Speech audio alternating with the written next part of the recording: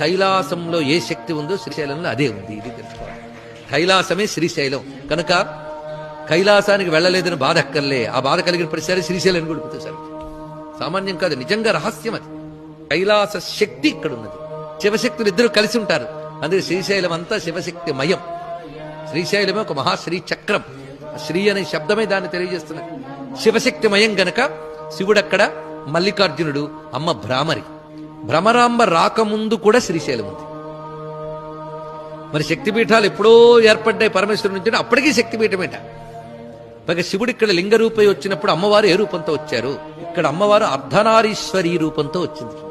మొట్టమొదటి ఉన్నది అర్ధనారీశ్వరి, గౌరీదేవి ఆ రూపంతో వచ్చింది. అందుకే మల్లికార్జునుడి దర్శనం చేసి మనం ప్రక్కకి అలాగా రాగానే అర్ధనారీశ్వరి, ప్రాచీనమైన శ్రీశైలం విషయాలను పరిశోధిస్తే కనబడిన అంశం. ఇలాగ అసలు శ్రీశైలం యొక్క పట్లు